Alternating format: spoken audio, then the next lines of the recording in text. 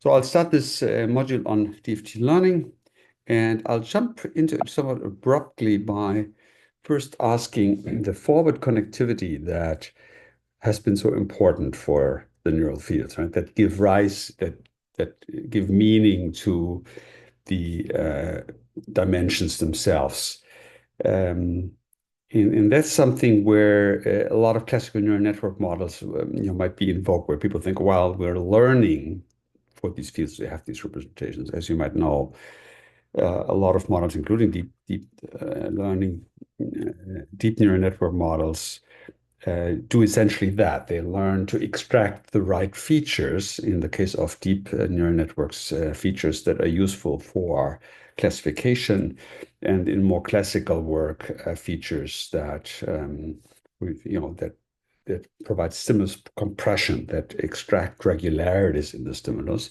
And that's very commonly is the assumption that that is somehow learned. That, for instance, in the embryo and infancy, you get regularities in your visual array. That those regularities mean that the stimuli that you present to the eye are not as high dimension as they seem. Different parts of the stimulus are highly correlated because they come from the environment where surfaces tend to extend. So neighboring places in the visual array are similar, and your brain learns to extract these similarities, so compress the image.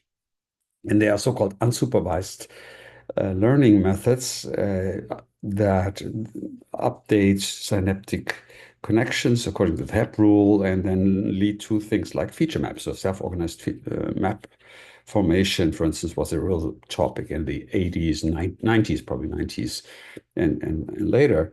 And there are proposed, for instance, Lawrence Viscott in his lecture course on vision in neural principles of vision, he reviews some of those theoretical ideas. And that's still commonly used in a lot of neural network modeling for machine learning purposes, because in these models, what you need to do is take the visual array, which often would be a video that is time courses in the visual array, time courses of images, and then extract something meaningful from it. And one stage of that is really just extracting the regularities in the stimuli and compressing these very high dimensional image signals to lower dimensions. Now, I don't go into that whole topic. And one reason I don't go into that whole topic is that it is actually not neurally relevant. It's not really neurally true to a large extent. There's a little bit of that, but most of it isn't true. And by that I mean that we find that the forward connectivities that sets up a lot of feature maps is largely present at birth in humans and other animals, um, monkeys and related animals. It's not entirely true. There is some plasticity after, in infancy and childhood. There are some uh, continuous updating of these connections, but the overall architecture, for instance, the topographic mapping from the retina to the visual cortex and other areas, is present at birth. And before birth, humans and other animals have no realistic visual experience, right? They don't see. They have these somewhat dark light patterns in the womb, but it's not reflective of the statistics of images in the world, right? So it's actually not, in that sense, experience-based learning of the connectivity. It's generated by morphogenesis, that is by growth, the growth of these axon and dendritic trees that make the forward connectivity. And there is a lot of study and understanding of that. Some of that morphogenesis is self-organized, so it's sort of conceptually somewhat close to what we might think of as happening in learning, but it is not the Hebbian learning. So, for instance, there's some detailed mechanisms where there are intermediate cells in the visual hierarchy that rise in certain stages of development and are later actually extinguished. These cells die off at some point, and these cells essentially just mediate the wiring of the sensory cortices and similarly in the motor cortices. So there is a little bit of a mix of experience dependence and just growth, but the experience is not the actual visual experience. It is, for instance, a well-known phenomenon is that in embryos, this is not in humans, but in other animals, that there are activation waves going across the retina in the embryo. And so these waves are generated in the retina. They're not generated by light. They are electrical, sort of like seizure-like electrical activity that go across the retina and that very likely serve to provide a marker for being neighbors on the retina. So if you're a neighbor on the retina, you're, by the optic principles, you're representing neighboring points on in the world. And when the wave goes through that, then the activity pattern that is central to the cortex expresses closeness on the retina by closeness in time. And this, you can imagine how that can give rise to similar wiring and sort of support topographic mapping.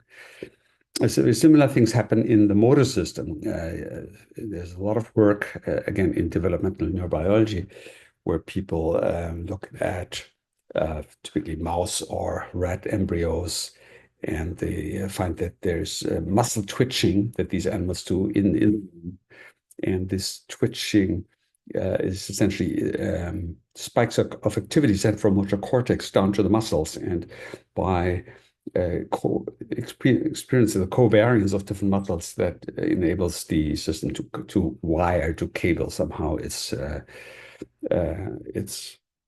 descending activation patterns to the muscles. And again, this is not really based on experience movement in the world, making actual movements of the limbs towards something and observing that movement. It's really based on some kind of artificial stimulus that just serves learning.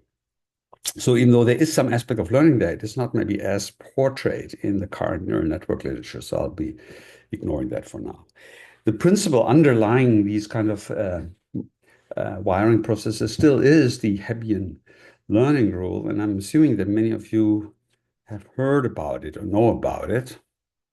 Is that right? I actually don't know how to make quizzes now and with a single screen, but if you want to react, type it into the chat. I'm assuming many of you have heard about it. So the Hebbian learning rule is a principle sometimes summarized as firing together, or fire together, wire together. That is, those neurons that that fire synchronously, have some kind of temporal alignment of their firing, will strengthen their synaptic connections. I'll give a modification. Actually, I did mention in the neurophysics module the spike time dependent plasticity rule, which really says that it's a bit more refined. It is when a presynaptic neuron fires just before a postsynaptic neuron. And so that refers to the connection between the two cells. One provides input to the other. And the presynaptic fires a little bit earlier than the postsynaptic. Then that connection between these two cells tends to strengthen. While if the temporal order is the reverse, the presynaptic neuron fires a little bit after the postsynaptic neuron, then the connectivity between those cells tends to weaken. So that's the more detailed version. So in our level of abstraction with the neural populations and neurodynamics, we can also formulate that kind of learning rule. So for instance, you have here one activation over some dimension, and these peaks are being generated in a field like that, and it has the potential for connection to some other field that onto which it projects these light blue lines. And let's say under certain circumstances, peaks arise in that other subsequent field. Then you could say the connections from any location X in one field to any other location Y in the other field will evolve according to a dynamical system now in continuous time. The minus W term here sets up a timescale for that dynamical system. So this tau would be the learning time. Ignore this for a moment. It would be the learning time. So the synaptic strength would be an exponential with the timescale, and that learning time would typically be slower than the actual activation dynamics itself, because you would assume that you have to have multiple activations to change your weights. It's actually, if you use these models to quantitatively account for plastic phenomena, you find that very often the timescale that's relevant is not very much larger. It's maybe in the order of hundreds of milliseconds, but not thousands or 10,000s of milliseconds. So from a single trial, would take, let's say, activation patterns on a time scale of 200 milliseconds, 300 milliseconds. On such a time scale, you might have a real update of the synaptic strength. So this is the dynamic formulation of that rule. Typically, the rule is formulated in a way where you just talk about a delta, a change, and it's not specified in what units of time does that change actually occur. It's like discrete from event to event. And in neurodynamics, where we treat time continuously, we'd have to express that as a differential equation.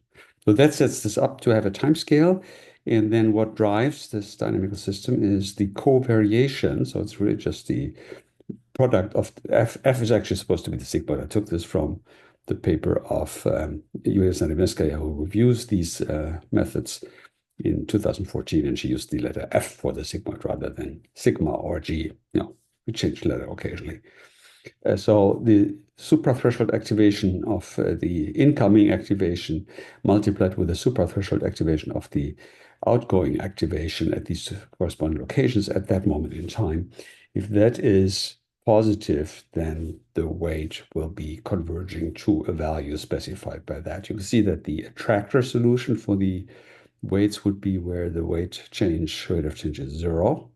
So if this is 0, then you can put the W to the other side. Again, ignore the epsilon. Put the W to the other side, and then W would be equal to this product of these two Fs. So the attractor of the weight dynamics now on this lower time scale would be the weight specified by these two sigmoidal functions. So if the sigmoidal functions are 1, then that will be the maximum weight. The weight would be 1 when both of these fire.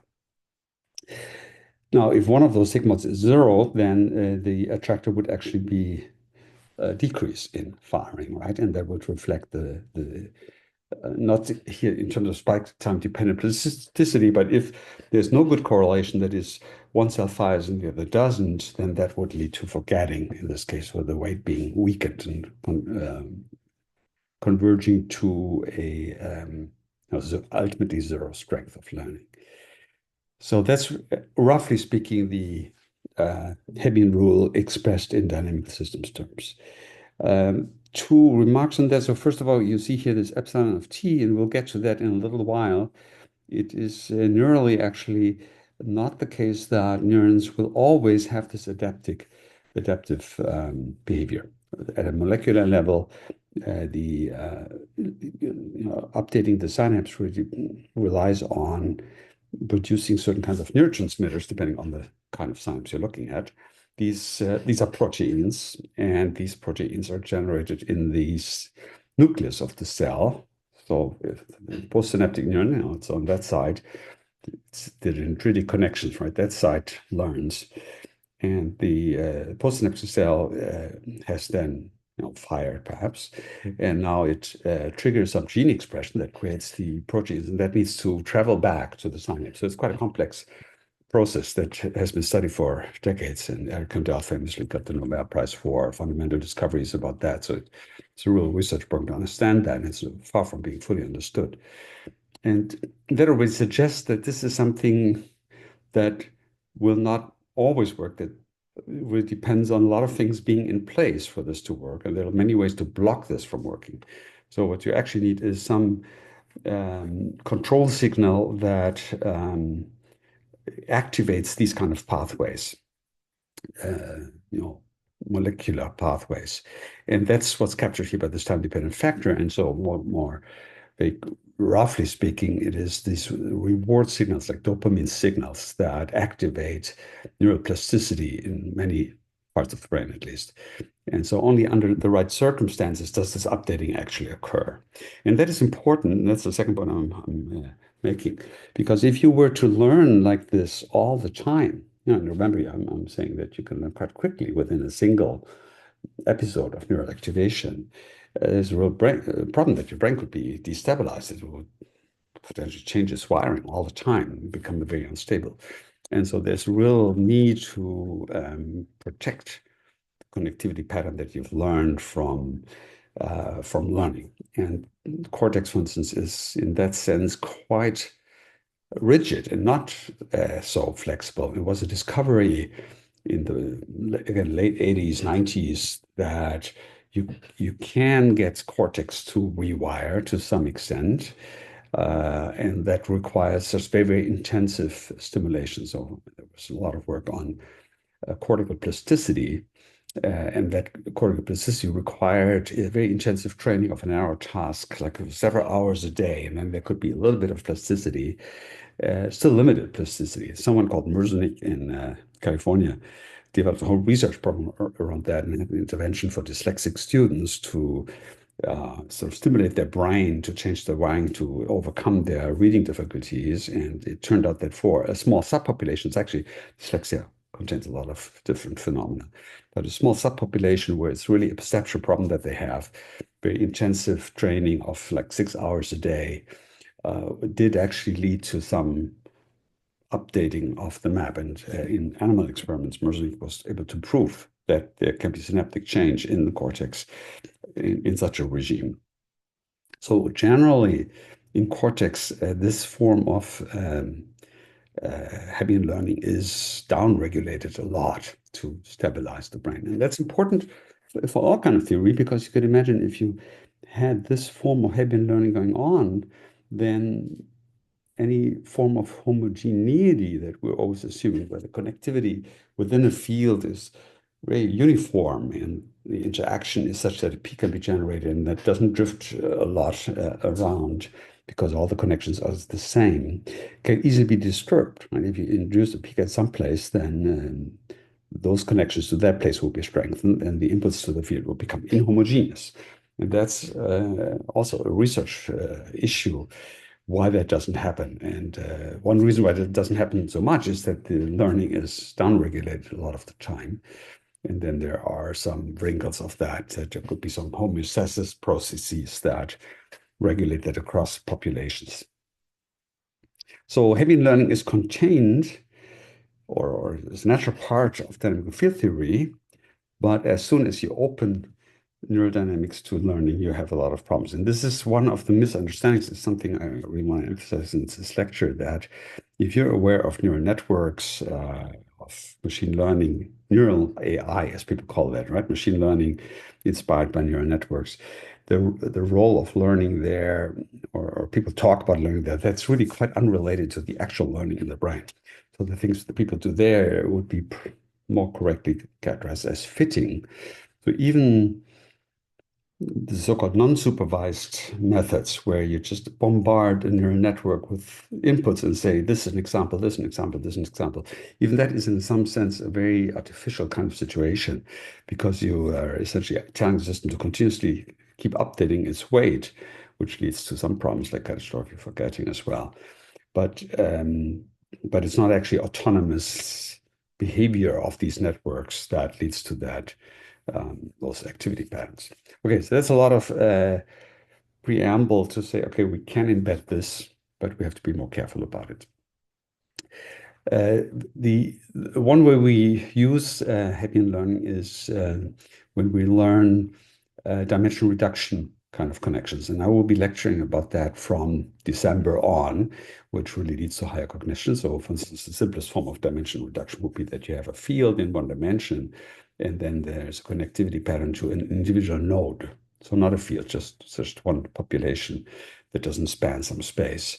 And that would be a way you could learn categories, right? We'll think about like a node that represents a color category. And so you get a whole range of different shades of red, let's say. Along this dimension, you would have hue. And then by learning in a certain way, you would activate a node that stands for the color concept of red. And then that would lead to categorization. And as I was hinting, it's easy to think of, to make fields categorical. Breaking the homogeneity would be easy. And so I'll show you an example in a while about using Hebbian learning in that sense for categorical learning. And you could actually think that these modern deep networks at their latest stage, at the output stage, do something like that. Now they categorize. The actual technical way that deep networks do the categorization is different. they have an algorithmic procedure where they look at the final layer and then just do what is called winner takes all. That is, they look algorithmically where most activity is and then select those lows as the answer, or those locations as the answer of the network. While we, of course, know that it would be through competitive dynamics that that selection would take place. And that's how we do it in dynamical field theory.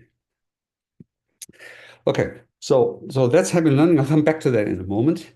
There is another form of learning that we have used in dynamical field theory much more initially, and that is, in a way, a much more trivial form of learning. We call it the memory trace. Its molecular and cellular foundations are actually somewhat unclear. There are mechanisms known, multiple mechanisms that can do something like that, but we don't really know which specific mechanism, or if it's even always the same one. And there are some reasons why it's hard to observe that. Um, so let me first explain the notion. I'll give you examples next week about how, even maybe today, about empirical evidence, behavioral evidence for something like this occurring, and are connected to Hebbian learning. So the notion is that you would have an activation pattern in a field, and whenever there's suprathreshold activation, it would lay down, as we say, a memory trace that is in some other representation. We write it down as a separate activation field, but it's not really a neural field in the same sense. It doesn't have the same dynamics. I'll show you the equation in a moment. It's just accumulating some trace at those locations where activation was suprathreshold. And that trace is essentially also input to the field. You can think of it essentially as the resting level of the field being modulated. So the resting level at locations where peaks have formed will tend to increase, and at other locations it would not change. So the memory mathematically write it out to a separate field and then write back in as an excitatory input. And that's sort of a sensitization of the field. That is, now you need less input to make a peak at those locations where you previously had a field, a peak. And that we would then call that a memory trace that would be in an excitatory field. If this activation field is actually an inhibitory field, the kind of interneurons I only hinted at previously, so a field that projects somewhere else as inhibition, then the same mechanism will lead to the downstream structures receiving more inhibition after there has previously been activation in that field. And that leads to the opposite of sensitization, namely called habituation. And there are lots of examples. I probably will not go into that because it takes too much infrastructure to explain, but we've done a lot of work on habituation, which is the inhibitory version of sensitization. So here's the form in which we write this down mathematically. Here on top, you have a neural activation field, with the minus U term, H stimulus, the interaction. And now this memory trace is really just an additive term. It will not change sign, so it's always a positive thing here. And therefore we don't apply sigma to it. And the equation for the memory trace is this kind of equation. Again, it's a dynamical equation. So this tau sets up the time scale. This is really the reflex. You should have that as a reflex that minus u, u dot equals minus u gives you exponential time courses, and the factor on the left determines the time scale. And so this time scale is typically larger than the time scale of activation itself, right? Again, it's about a factor of 10 to 100 slower, but not astronomically large. So you can, again, from a single episode of having a peak, you can have a significant change in the memory trace. The resting, the default state of the memory trace is 0. So if there's no activity at some location, then this would be 0, and then this would be the minus u dynamics that goes through 0. So the attractor would be at 0 memory trace, and that's how it would never change sign. You would never go to negative values.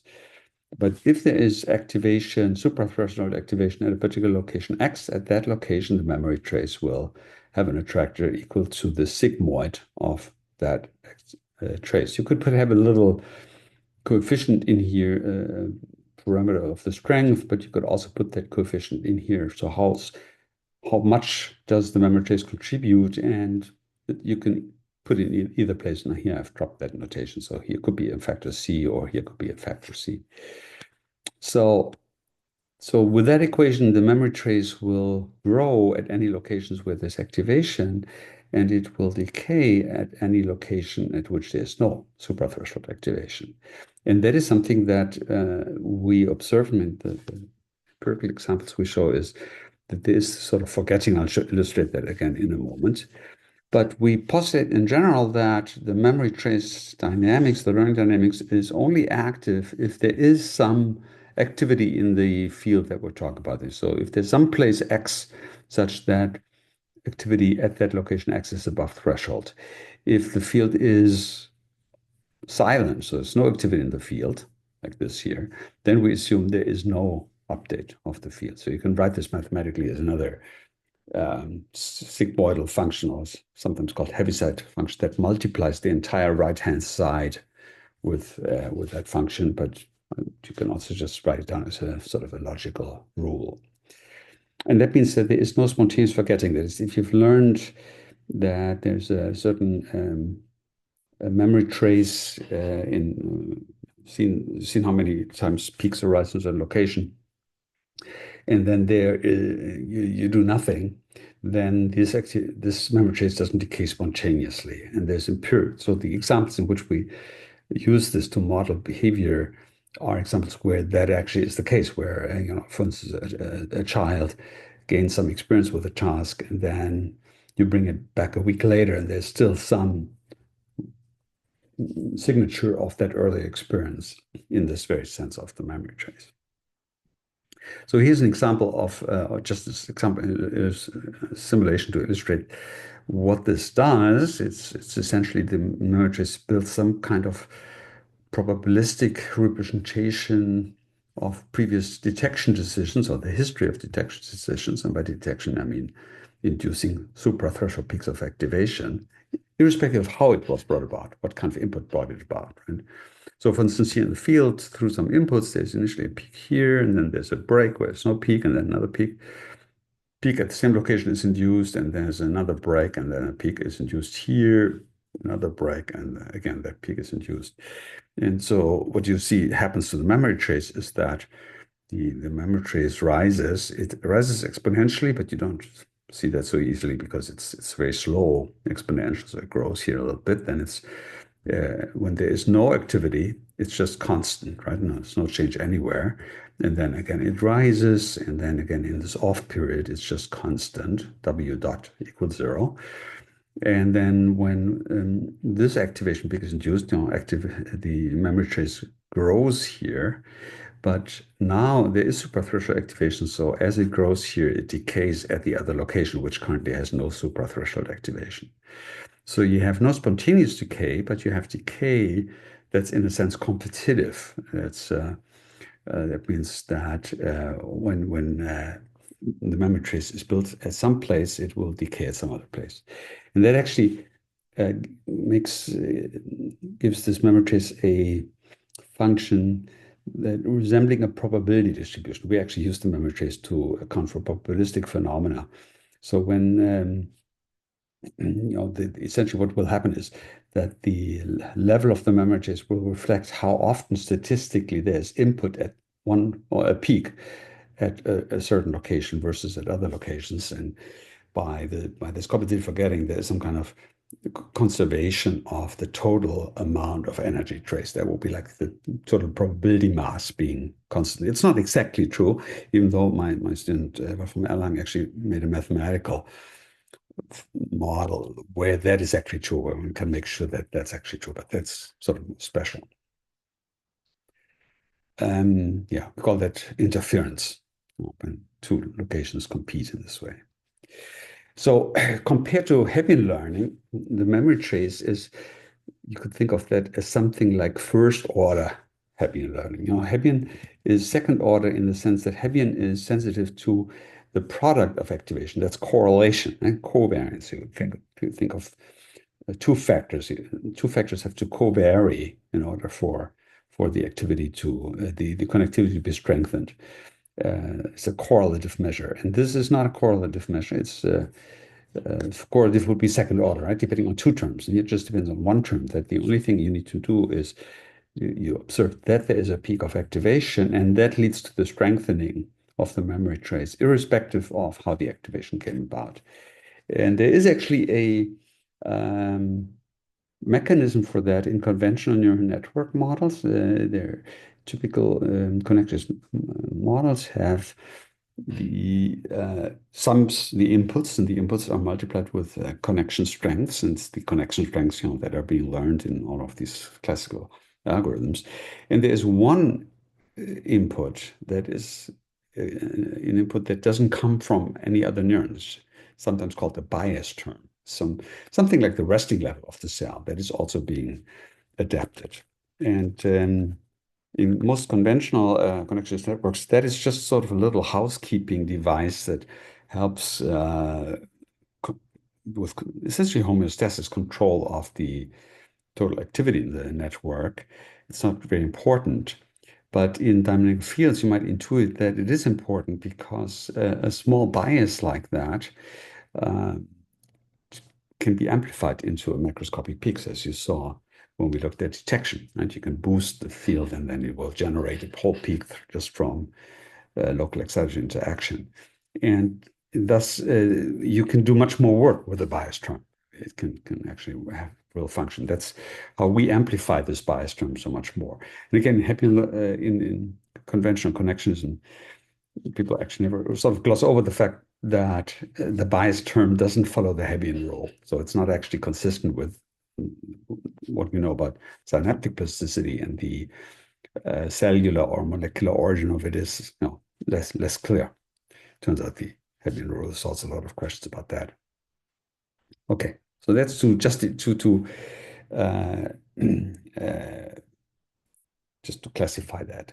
Now, we will be seeing in later lectures that this reactivation of a memory trace into a peak that I showed when I looked at the boost-driven detection stability, that's actually the basis for recalling previous activation patterns. So the memory trace leaves sub-threshold bias terms.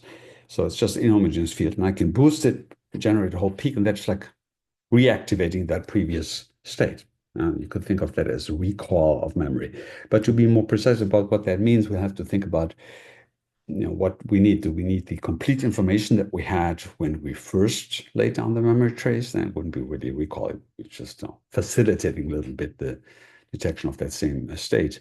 Acute recall will deal with having just partial information about a state, and then you complete that information in acute recall. And we'll get to that about 2 lectures down from here. Good. So that's a little bit what I wanted to do in terms of just positioning dynamic field theory with respect to classical learning ideas, Hebbian learning, and with respect to the special mechanism of memory trace. I now wanted to talk a little bit about autonomous learning. Let me first check if there's any questions or comments. Feel free to just speak or type something. It's always a bit harder online to get into a discussion. Good. If that's not the case, I'll go into autonomous learning. So, yes, there's a chat question. That's nice. So could such a bias suffice to maintain a memory trace? Yeah, so it's actually the memory trace that makes the bias. And so what we're saying is that the to make a memory, you just buy, or the functional way that a memory is installed is just a little bias term. That is, you make it possible to create peaks at certain locations because previously there were peaks at those locations. And the mechanism to do that is the memory trace. And the memory trace thus has the effect of a bias term. That is, when you just force a field to make a peak, it will be biased to make the peak at these locations. Now, to explain more how that bias it's biased competition, how that actually works. The memory trace itself, is considered to be a stable object, as I was hinting, and we say it's stable and thus maintained in the sense of that equation that it's a stable state that only through competitive um, interference would become unstable, and we don't account for where that comes from. You remember we claim that the activation dynamics itself is stable, has these structure states, and that comes from the membrane dynamics, from the ultimately biophysically that in these neurons have stable electrical potentials.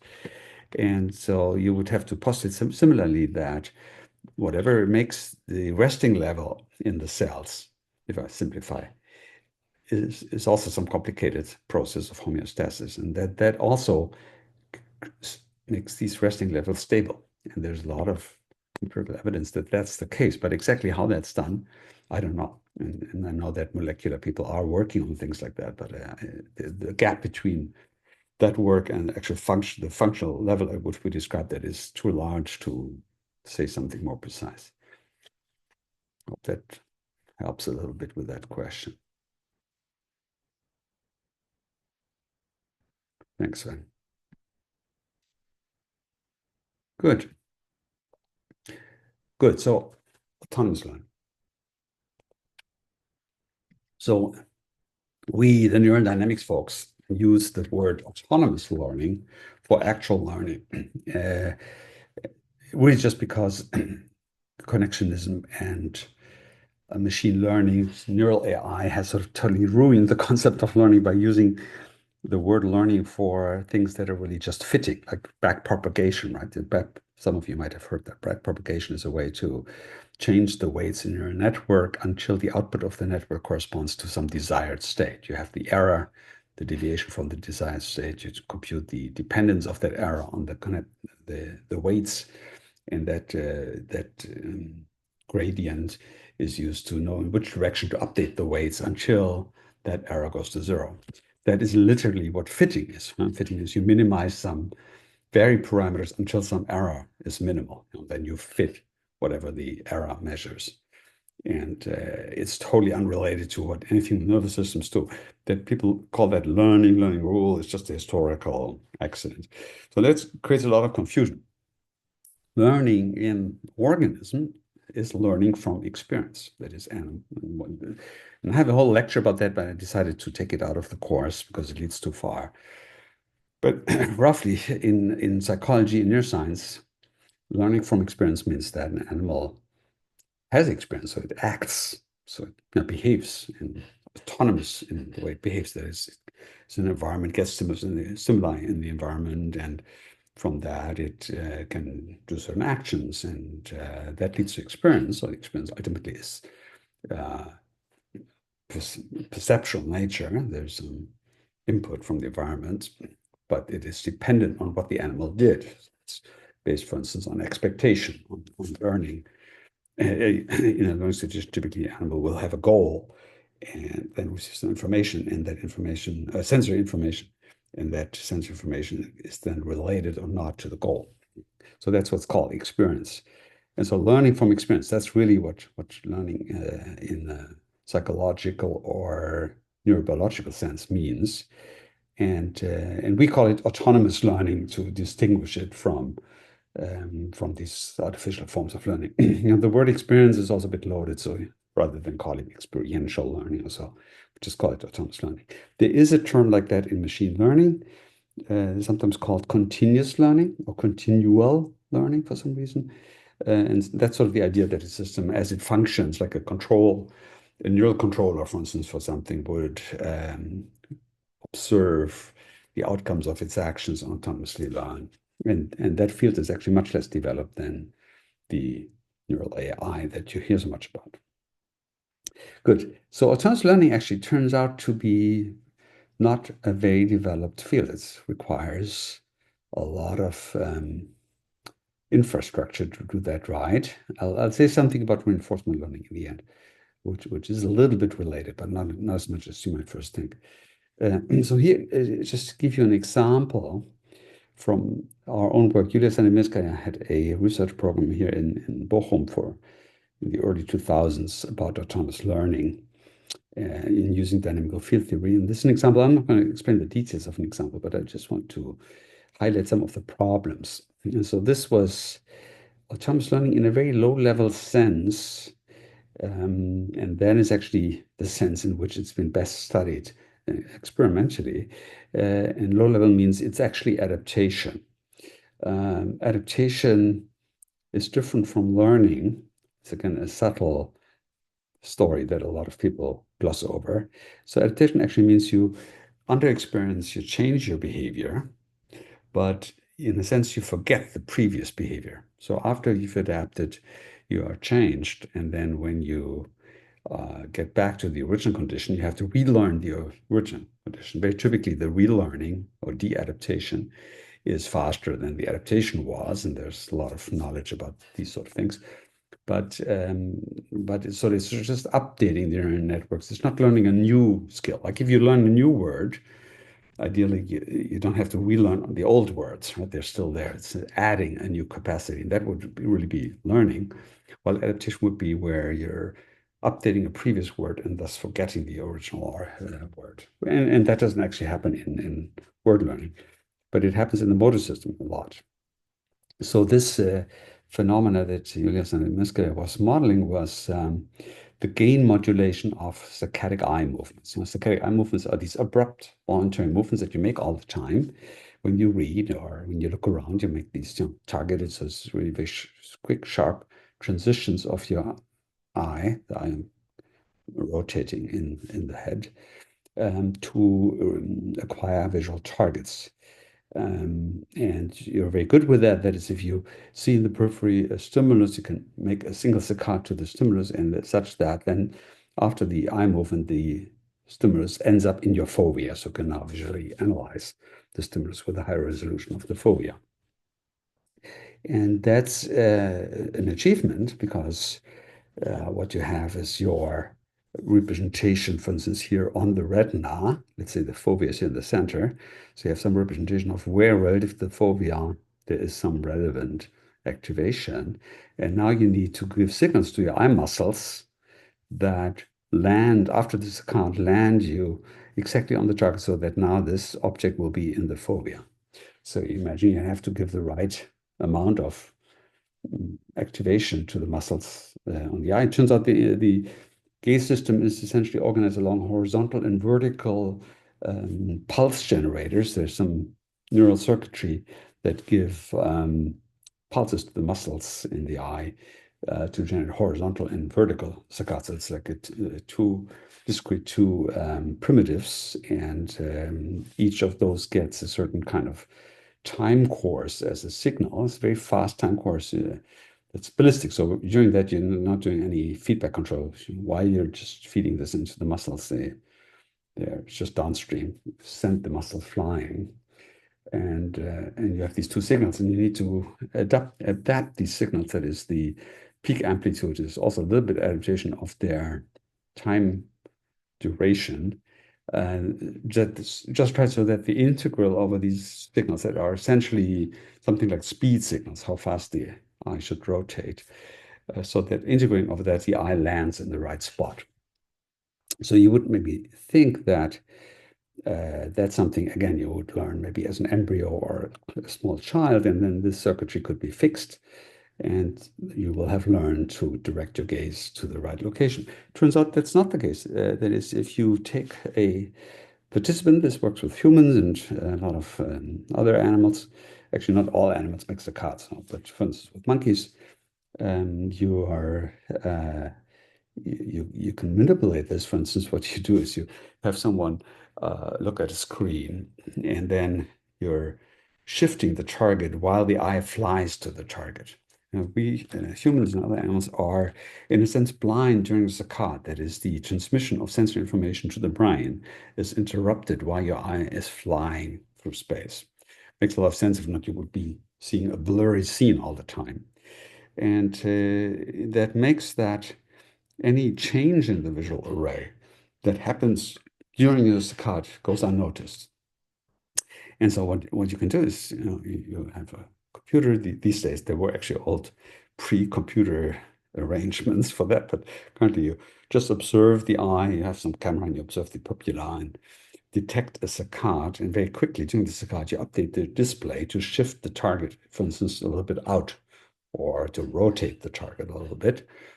And then the saccadic eye movement goes uncorrected to the old location, and then in a sense doesn't land correctly. The target that you were looking at is now further out or is rotated. And people do involuntarily, even unaware, a so-called correction saccade. They make a second saccade to that shifted target. And you find that if you do that with participants within a few trials, like maybe a few dozen, they correct in the sense now let's say if you always shift the targets out further out, so the saccades actually have to be longer than the visual signal suggests, then after a couple dozen trials, participants make the saccade correctly to the shifted target. So they have learned to make a somewhat stronger signal. They've upgraded the gain for a particular visual target to make a saccadic eye movement that actually overshoots the original target and thus meets the target that is manipulated to be further out. And similar for rotations. And in fact, there's a whole bunch of work on how that generalizes. So, for instance, you learn to increase the amplitude of this saccade in certain directions, and then if you probe a new direction, it would also amplify the amplitude. And similar for rotations, if you rotate in one part of the visual array, it will also rotate somewhere else. It's very, very fascinating how that's done. And so that happens all the time. You're adapting all the time, and ultimately that is very likely related to the fact that when you're moving around in the world and running and whatever, there are mechanical perturbations of your eye that make that your eye movements are slightly disturbed from their path, and you're essentially all the time learning to adapt to changes like that. And so that's the model system they took. They took this because it's a model system, the neural basis of which is very well understood. The movement generators are very rigid and well understood, and someone can sort of put one's finger on where it's being learned. And I wasn't going to explain exactly how this works. What I want to point out about this is that this requires a lot of infrastructure to do this. And by that I mean, imagine you're landing, you make your saccade, you're landing at a new location, and that location is off because the visual target is now somewhere else. And first of all, you have to even detect that. You have to see that, oh, I didn't want to land here. I wanted to land over there, right? You see that the target or some visual structure. Usually the array will be complex, and now you have to recognize that where you're landing is not where you wanted to land. So you have to have some kind of visual deviation detection, which requires a visual analysis of the scene where you compare the scene as you now have to whatever scene representation you had extrafoveally earlier. That's already not trivial. In the laboratory, it's a little bit simplified because there's usually just one or two elements of contrast on your visual array, but this adaptation works with images, when you have some complex visual structure. Second, the motor command that made you go there is gone by the time your eye lands. It's transient activation volley. So to update your connections, you would have to know what saccade did you actually try? What was the location, let's say, in the game field that you actually had activation at? So it turns out to model this correctly, you have to assume there is some kind of working memory of the motor command to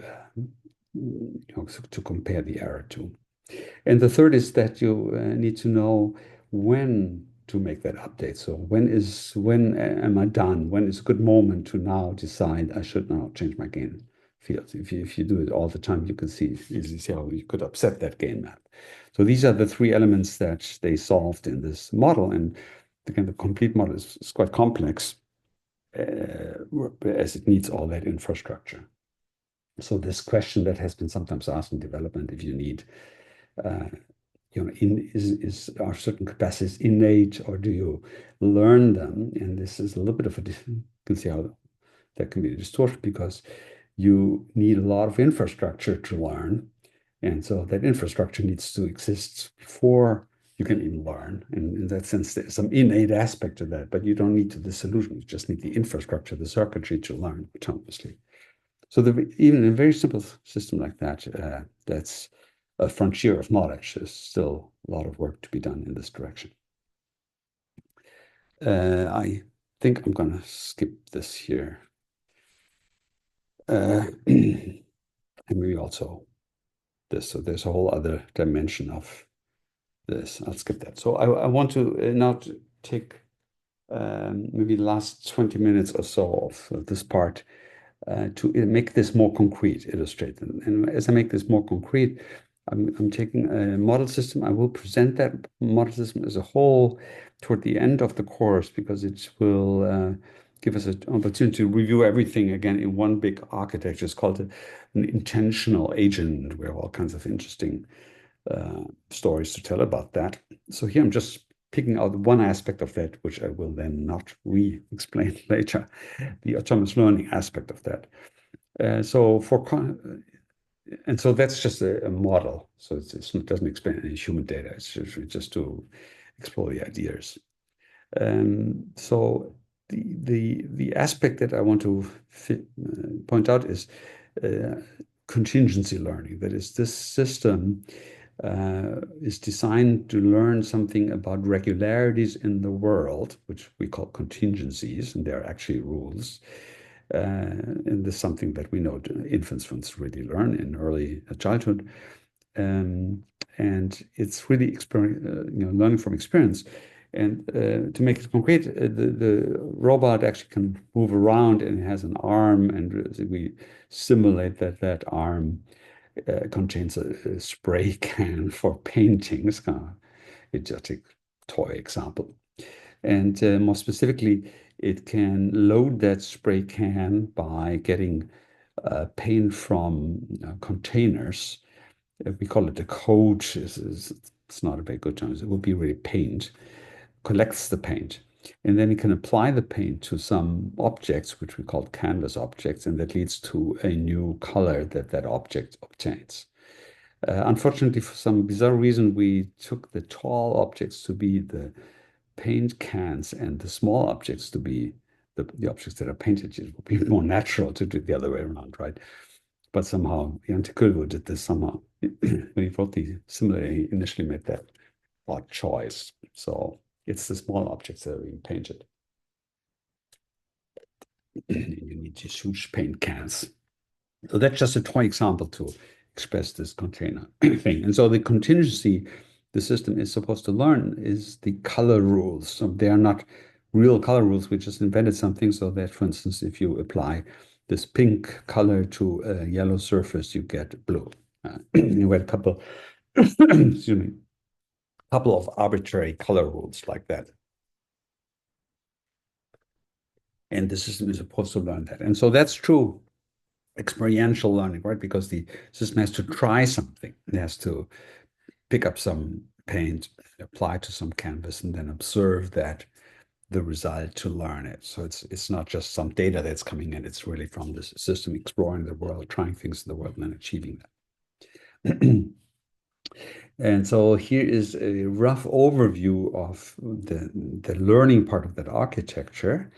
And so the learning is here assumed to occur at what we call a propositional level, so a categorical level. It's not learning fine nuances of these colors, it's categorizing these colors. So it has discrete color nodes that are connected to some feature spaces. I'll say something about that in a moment. And actually, it uses these discrete color nodes in 3 different roles. So these are color concepts. I'll talk about that more in a moment. And they appear as the color of the paint material, which we call here coat, the color of the surface that you're going to paint on, and the color that you observe after you applied the paint, so the resulting color. So these are 3 different populations of categoric color concepts in 3 roles. And later in the course, we'll talk about roles and role filler binding and how to get to cognitive representations using multiple copies of concepts in different for instance, grammatical roles. This would be a mild form of grammatical role like that. And so we call these beliefs, these categorical representations of a contingency are beliefs. We use the Searle term for. More commonly, you would say it's knowledge, it's understanding of the world. And there's a complex architecture, which I'll take you through now, that achieves that autonomous learning. And this is a useful architecture because it illustrates sort of this problem of organizing behaviorally the learning process. So this is the architecture. There are belief nodes. These belief nodes will be concrete, discrete neurons in our language, nodes that really neurally is supposed to represent small populations. They have self-excitation. They are competitive, so they form, in a sense, a discrete field in the sense every node inhibits every other node, so only one node can be active at a time. And the meaning comes from their connections to these concept nodes. And so we'll talk about these connections in a moment. And there are also some other nodes here that I will be talking about in a moment. Now, this is not exactly the art network, but it is sort of conceptually inspired a little bit by that art network. This was Stephen Grossberg is a pioneer in this field of neurodynamics. He developed what's called the adaptive resonance theory, ART, A-R-T, adaptive resonance theory. And it was an early contribution to neural network learning that I think was much more autonomous than the famous learning rules that we've learned since. It wasn't a huge success for that field because I think it really works well at this conceptual level, and it's not really what Grossberg tried. But we're inspired by that. And the key idea of adaptive resonance theory is that to say that as part of the learning problem, you also have to select which part of the network is supposed to learn and select, therefore, free parts of the network that can learn something new. And this would allow you to minimize what is called catastrophic forgetting, where neurons have learned one thing and then they update that and forget the old. So I'll show you how that works in a moment. So here are the concept nodes and the belief nodes, and their connectivity will express the belief. So a belief node becomes meaningful by having some connections. For instance, if this node B1 has excitatory connections, they will always be bidirectional in our case. With these three nodes in the three populations, then this represents the belief that applying the red color to the green surfaces leads to a blue outcome. That's how that's meant. So that's what we'll have to do when this agent experiences that red on green leads to blue, that these nodes come on and that the belief node, number one, for instance, then by Hebbian learning strengthens its connections to this set of nodes to represent that belief. Similarly, this node B2 would be representing that blue applied to a cyan, apparently it's that color, leads to a red outcome, and so on.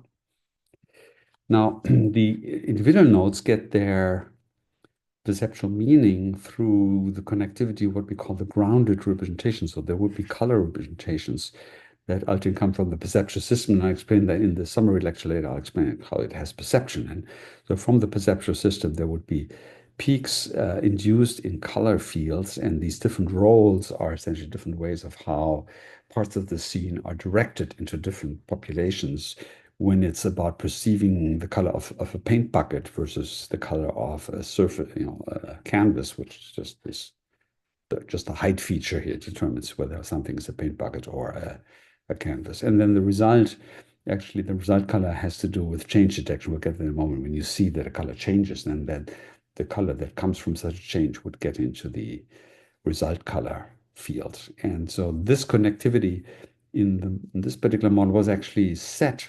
It was, we just made the cyan node by having a Gaussian connection bidirectional to the cyan part of the spectrum, and similar for the others. But it's actually very easy to learn. We just didn't do that because of some kind of economy, because if you want to publish with, you can't have too many different things in the model. But in other contexts, we that, that through learning, it's very trivial to learn. You can imagine you just have to, it's like a classifier, a very simple classifier that you along as a one-dimensional space, quite trivial. Yeah, so that's the relationship between the discrete nodes and the underlying feature fields.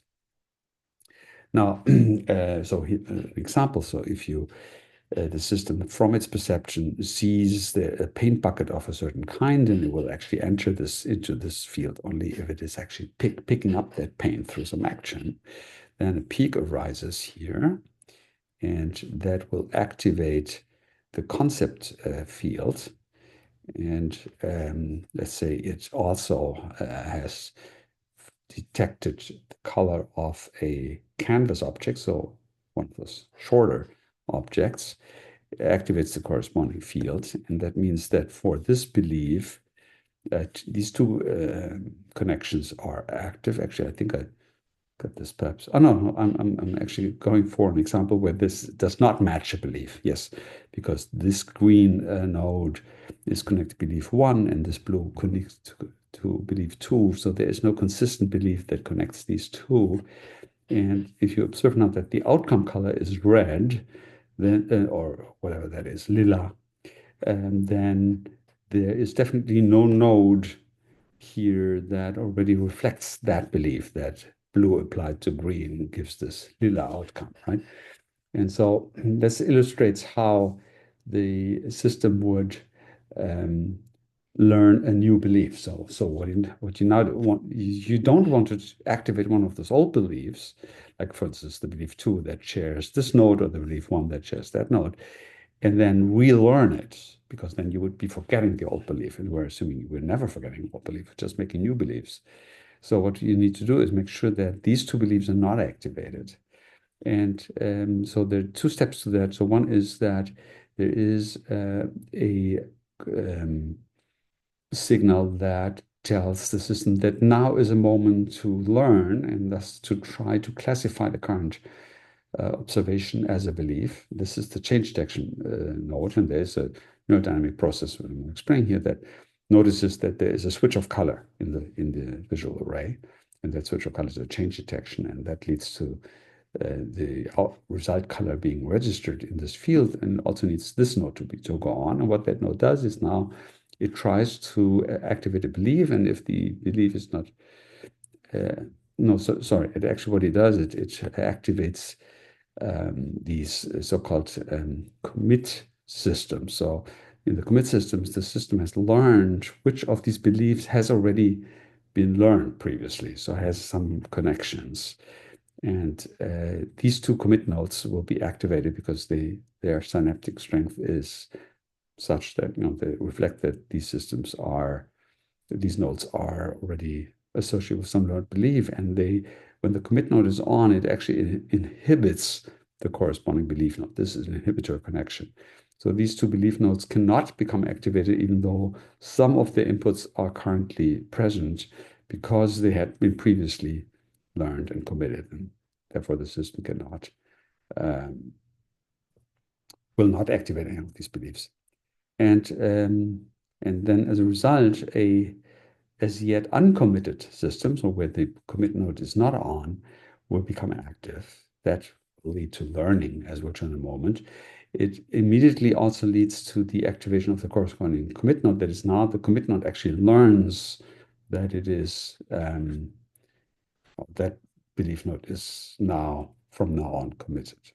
And the actual learning takes place as the activation of a belief node leads to the reward signal. So we call this a reward signal. It is exactly the epsilon of t, so the modifier in the learning rule. So all these connections here have Hebbian dynamics, but the Hebbian dynamics is dormant so far because there's no epsilon is zero. There's no reward signal, and the reward signal is when a belief node has become activated. Then and you have the change signal coming so that the commit system is on. So when these two things are the case, then the reward signal, see, it detects through this here that both of these are the case. So I have detected some event in the world, there's a change, and I have activated a belief to learn. Now I'm activating the reward signal, and the Hebbian learning world starts working. And so now the Hebbian connection between the three activated nodes and the belief four node becomes active. In this model, it learns in a single shot, makes a one shot learning. All of these connections go to the maximal value, and you have learned the new belief. And then you're done. And you can learn the next belief. And there's another level, which I will then explain in the summary lecture, where how you use beliefs, how you activate a belief when you're not learning, when you don't have that change, when the result has not occurred. So when you're just predicting the result, using the belief to achieve a desired result, that will get you later. So maybe interesting here. First of all, this is, of course, a system that has only this one task of learning these color beliefs, right? So that's a bit trivial. In general, you would have to also identify what am I learning about? What is the current task that I'm learning for? So if you're an infant, for instance, you have to figure out is this about learning a word, or is it about learning where to look when my mother looks somewhere, or is this about turn taking? Is it about emotional interactions on? So you have, or is it about motor behavior? So you have to sort of look into your brain at which location you're currently working for the learning, and then you have to see, is this the right spot to learn? And the right spot means, is there an event out there that now says, now is a good moment to learn? This is a relevant state to learn. And that's what the reward signal is about, we believe. And actually, in the nervous system, this is we know something about that. Dopamine is the most famous neurotransmitter that plays a role like that. It has to do with expectation, that it has to do with having a previously set up environment where you now know that whatever comes now is an outcome of what I'm currently trying to achieve. And that activates learning. So in the modern computational neuroscience literature about the Hebbian rule, you will find this factor epsilon, and people will say, well, learning is reward modulated. That is, only when you get these neural reward signals, and they're intrinsic reward signals, and it's just in the brain, there's a machinery for controlling whether you learn or not.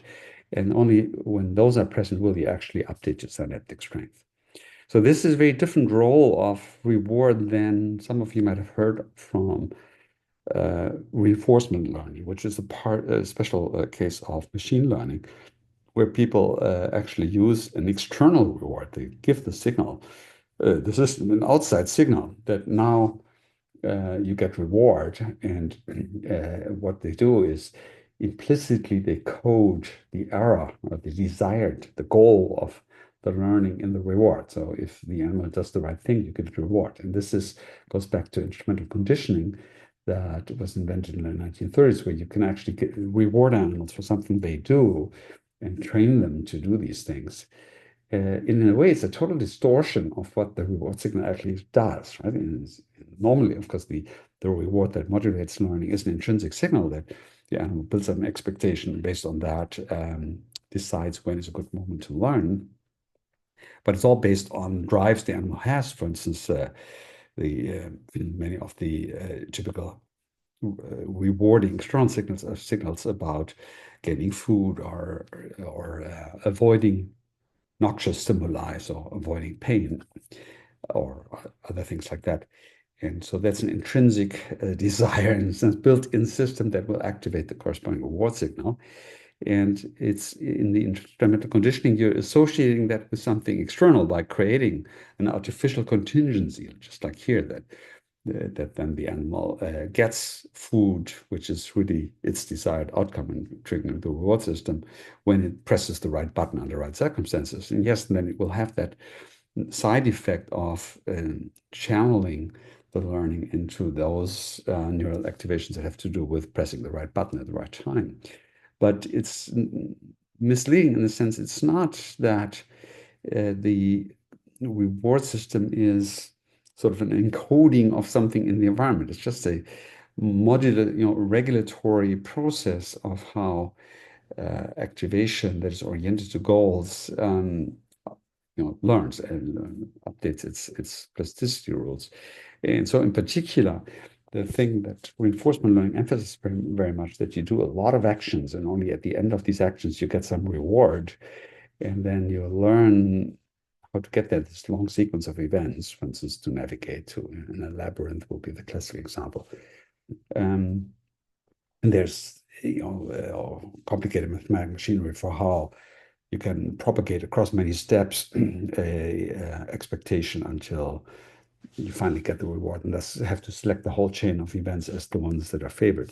That is actually something that animals are not very good at. Instrumental conditioning across multi-steps doesn't work very well. The number of possibilities is just very large, and animals don't necessarily do that. And to get animals to learn these more complex procedures, people do what is called shaping. That is, they reward individual steps. People meaning the animal trainers.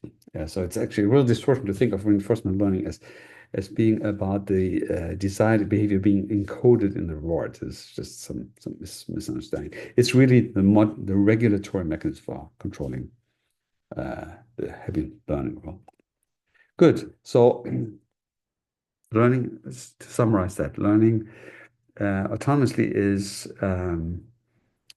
that you act in a particular context. That's what's called the task. So you're aiming to achieve certain things in a task, and that's how the opportunity for learning is then has meaning, and you can recognize that through your reward.